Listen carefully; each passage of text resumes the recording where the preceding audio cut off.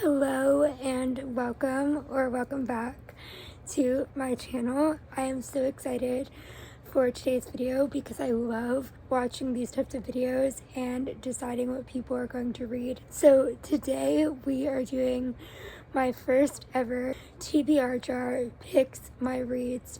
If you have never seen one of these videos, essentially I pick random prompts. I have to find a book to read that month that correlates with that prompt, and I just love the unknowing of it.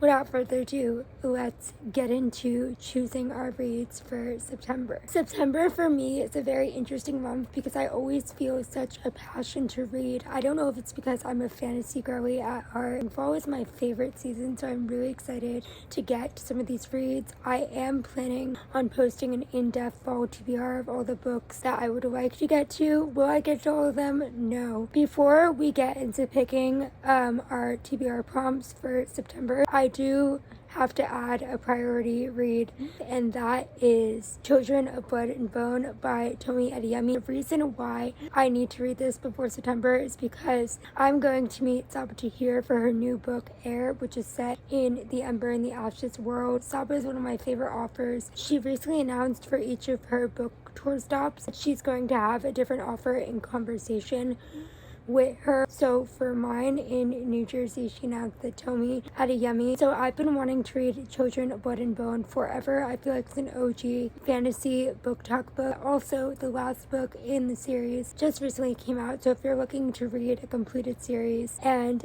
diversify your reading, because that is so important on this channel, is to read books from different perspectives and people, but that is the one book that I need to read before September ends. We have our trusty little cup, and this is actually my mom's cup. I don't know why I chose such a tall cup because you can't even see the TBR prompts, but I basically took TBR prompts from other videos and made up ones on myself. I have at least 30 in here. My mom watches this. Hi mom, I'm using your cup. We gotta shake.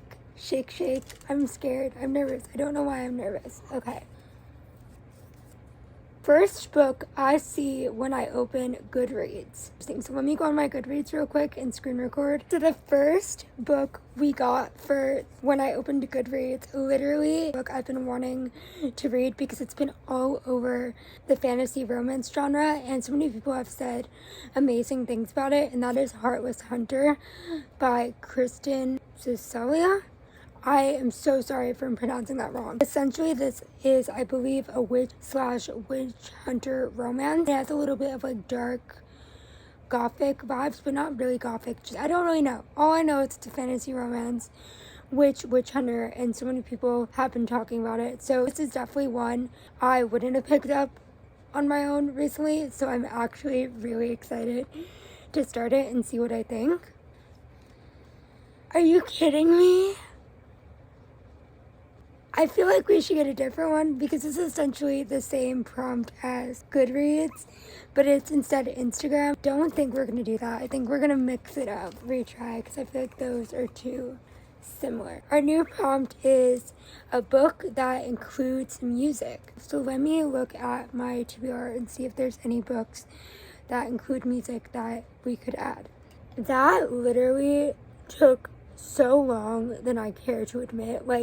And I'm actually so excited because I've been eyeing this book for a while to read soon, and I didn't know it had music in it. So that is Reggie and Delilah's Year of Falling by Elise, Bryant. I've been wanting to read more from this author as well. It seems really cute. It's a friends to lovers romance. It has dysbiotic, and one of the main characters deals with migraines, and as someone who used to deal with debilitating migraines, I've never read a book with a character with migraines. Wait, this premise is so cute. They basically meet and run into each other on every single holiday. They first meet on New Year's Eve, and then Valentine's Day, and then St. Patrick's Day, and then all the other holidays. That's why it's called Year of Falling in Love. I just got that because they meet on all the holidays throughout the year. Oh my god, I'm so excited.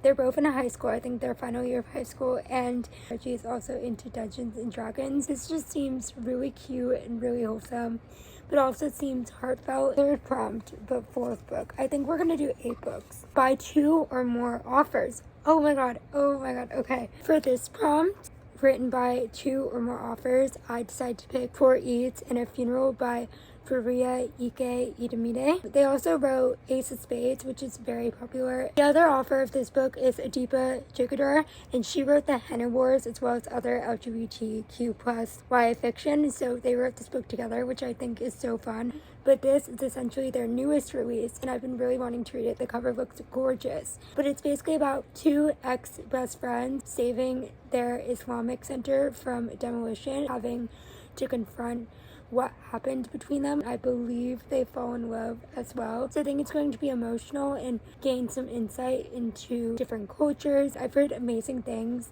Fifth prompt. Ooh, random letter. So let's go into a random letter generator, and then I will pick a book starting with that letter. So the random letter we got was G, and I was looking on my Goodreads list. I literally stopped in my tracks when I saw the first book that started with the letter G, and that is Godkiller by Hannah Kramer.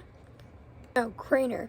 Wow. Godkiller by Hannah Kramer. I've been wanting to read this because it's supposed to have amazing disability rep in it. It deals with kind of like, not dystopian, a little bit more deeper, heavier topics in fantasy. I think it's a high fantasy, I'm pretty sure. I've heard amazing things from all of my chronically ill, disabled book friends on social media. Essentially, this book is about Kristen, whose family was killed by fire gods. She decides to make a living killing gods as a way to like set revenge and justice for her family who were killed. She ends up finding a god she cannot kill, and they're both on the run from other assassins trying to get to them. Almost sure they have to work together. It seems so fun, and I haven't read a new fantasy series I've been really excited about in a while. We have 5 books, so we have 3 more books to go.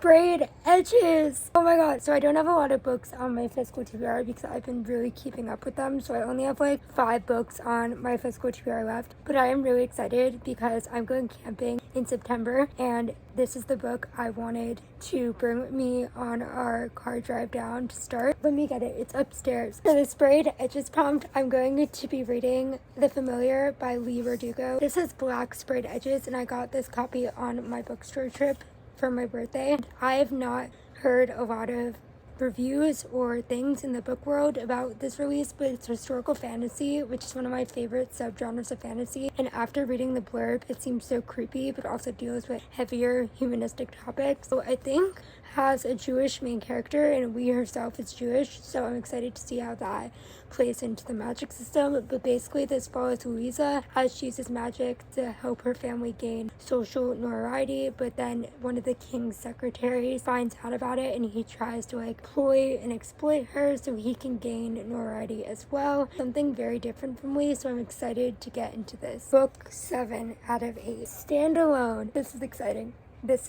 I feel like we don't have a lot of romance or like fluffier reads, and I think I'm gonna go with Anxious People by Fredrick. A lot of my favorite book content creators such as Sarah Crowley and Destiny have read a lot of Fredrick and said they loved it. I have a couple of his books on my TBR, but I've been wanting to read Anxious People on my Kindle for so long, so I think it will be perfect. And then our last prompt, everyone. What is it? An illustrated cover. This is basically free range because all of my books that I love are illustrated covers. I think for this prompt, I'm going to go with As Long as the Lemon Trees Grow by Zoulfa. I've heard amazing things about this book and that it's heartbreaking. Hannah from A Clockwork Reader, this is one of her favorite books of all time, and I've heard nothing but great things about it. So I'm excited to get more into like sad contemporaries because that is really where I started in my reading journeys. That is all for my September TBR. I think we have a good diverse range of books in genres and types of stories, and also diverse authors as well. So let's do a rundown of everything I hope to read in September. The first book we picked was Children of Blood and Bone by Tomi Adeyemi. I'm meeting her in the end of the month, so this will definitely be read. Then for first book I saw when I opened Goodreads, we got Heartless Hunter by Kristen Ciccarelli. This is a YA romantasy book